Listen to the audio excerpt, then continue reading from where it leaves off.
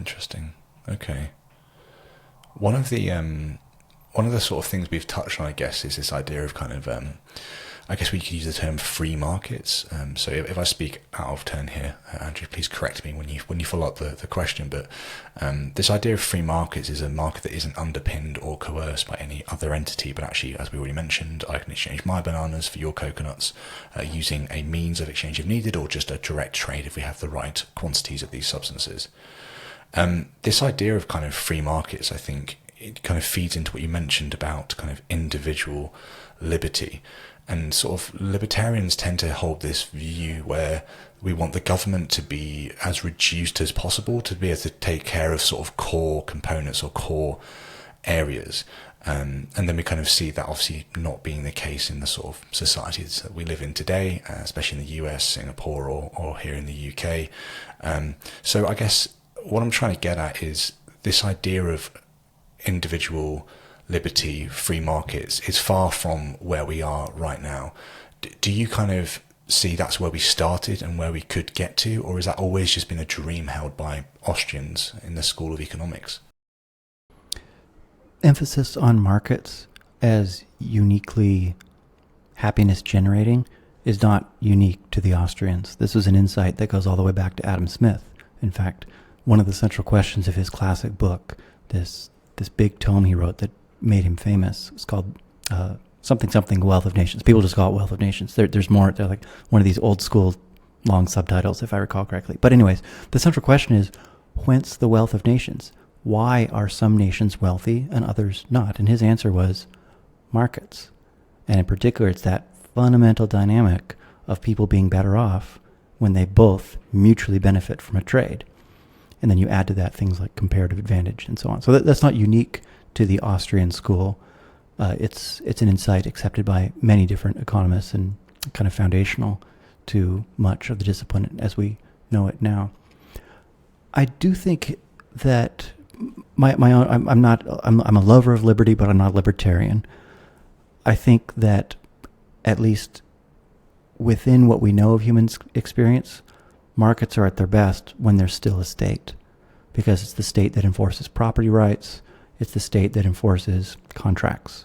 And those are the preconditions for safe, low-cost, high-certainty exchange without, there would be massive transaction costs if I had to hire a bunch of guys to have guns on you, making sure that you hand over the coconuts at the right time. No, we outsource all of that. That's the state. So free markets are often sustained and enabled by states. But of course, states can go wrong. And they do. They often do. Maybe they inevitably do. So I see there being a dynamic, maybe that's just an eternal oscillation between liberty and tyranny, that we need a little bit of tyranny, that is a little bit of the state, to keep our shit together. Too much revolution, and you're back. Then you swing the pendulum to the other side. Now, obviously, that's a ridiculously simple view of human history, but I think we do see something like a cycle like that. And I wouldn't make any predictions on where we are in the cycle now, but I do believe that state authority has in many ways accelerated in our lifetime, and it's being enabled technically by things like the internet and cheap mass surveillance. And that's reason to think that the pendulum will accelerate in the direction of a state that is too large, that is too powerful, that is intervening too much and constricting human liberty. And I guess an inevitable consequence of that is something breaks and people don't like it, and revolution. Now, nobody wants revolution in their time. I'm not predicting or asking for that, but I would guess that dynamic is in effect across many human societies and places and times. Does that seem right to you? What do you think? The pendulum idea with liberty and tyranny. I think if we look again at Adam Smith and David Hume during their time, obviously there was a lot going on over in America at the time. It was 1776 is when that's the publication date for Wealth of Nations. So yes, exactly at that time. Yeah, yeah, and obviously you kind of see this demand for liberty, for justice, for freedom, for break off the shackles of the sort of empire's tyranny, the kind of England's empire, the Great British Empire, when we were once great. And there's this sort of, yeah, I think we see that played out time and time again. We could, even go further on to sort of looking at Rome or Greece or Egypt or wherever, and you see these things expanding and rolling and growing, and then kind of being kind of overthrown and curtailed, and then you see them taking a very, very long time to pull up the piece again. It's very rare that you get something like the US. Usually you get a sort of broken state. The French Revolution, look what they got. Yeah, yeah.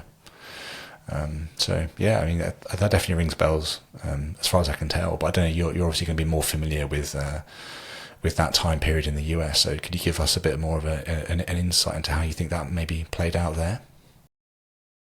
Well, I think the Americans got fed up, and they decided to self-liberate and to reverse engineer the political philosophy required to legitimate that. And in some ways, it required a little bit of reverse engineering, but in some ways, the seeds for that was already there, especially in the work of John Locke. So John Locke wrote his first and second treatises on government, and what he was trying to figure out was whether the Glorious Revolution of, 1650 or so was justified. So Oliver Cromwell, Charles I, beheading kings, and so on, could revolution be justified? And he thought the answer was at least sometimes yes.